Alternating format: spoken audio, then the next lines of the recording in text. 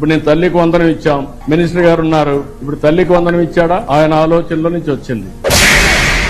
అమ్మఒడి అనే ఒక పథకాన్ని తీసుకొస్తున్నాం. దేశంలో ఎవరు కూడా ఇటువంటి ఆలోచనలు బహుశా ఎవరు చేసిండరు. ఒక్కసారి ఆ ఇళ్లకు వెళ్లి చూస్తే ఆ ఇళ్లలో కనపడేది ఏమిటో తెలుసా? 100 రూపాయలు 150 రూపాయలు సంపాదిస్తారు. 3వ రోజు అయిపోయేసరికి 4వ రోజు వచ్చేసరికి తిండికి లేదు. తిండికి లేకపోతే 4వ రోజు మళ్ళా పనులకు వెతుక్కోవాలి. పనులకు పోకపోతే తిండి లేని పరిస్థితి. 6 ఏళ్ల పిల్లాడు 7 ఏళ్ల పిల్లాడు ఉంటాడు. ఆ 6 ఏళ్ల పిల్లాడు 7 ఏళ్ల పిల్లాడిని కూడా పనులకు తీసుకొని పోతేనే కనీసం ఆ పిల్లాడి వల్ల ఒక 50 రూపాయలు సంపాదిస్తే ఆ 200 రూపాయలన్న చేతికి వస్తే కనీసం 5 రోజులు తిండైనా దక్కుతుందన్న ఆశ. ఆ 5 రోజుల తర్వాత పరిస్థితి ఏమిటి అని అంటే మళ్ళీ 6వ రోజు పనులకు పోవాలి. పనులు దొరకకపోతే పస్తు పండుకోవాలి. ఆ పరిస్థితిలో ఉంటున్న అక్క చెల్లెమ్మల్లో నా కళ్ళతో చూశా. ఆ పిల్లలను నేను చూశా. పరిస్థితిని వాళ్ళది మార్చాలన్న దృక్పథంతో అమ్మఒడి అనే ఒక పథకానికి శ్రీకారం చుడుతున్నాం. పిల్లల చదువుల కోసం అమ్మఒడి అనే పథకాన్ని తీసుకొస్తున్నాం. పిల్లల చదువుల కోసం ఏ తల్లి భయపడవలసిన పని లేదని చెప్పండి. We want to change the system. చదువులకు సంబంధించిన మార్పుల్లో మనం చేయబోయే విప్లవాత్మక మార్పులు ఏమిటంటే ప్రతి తల్లి అమ్మఒడి అనే ఒక పథకాన్ని పెడుతున్నాం. ప్రతి తల్లి చేయాల్సిందల్లా తమ పిల్లలను బడికి పంపించడం. ఏ బడికి పంపించినా పర్వాలేదు, పిల్లలను తల్లి బడికి పంపిస్తే చాలు.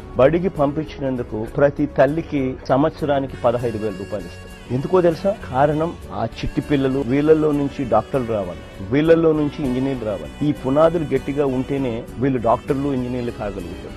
ఈ పునాదులు గట్టిగా ఉంటేనే ఆ కుటుంబాల తలరాతలు మారుతాయి. దీనివల్ల 2011 సెన్సస్ ప్రకారం దాదాపుగా 32% గా చదువురాని వారిగా ఉన్న సంఖ్య పూర్తిగా 0 తీసుకుని రావాలన్నది ప్రధానమైన ధ్యేయం.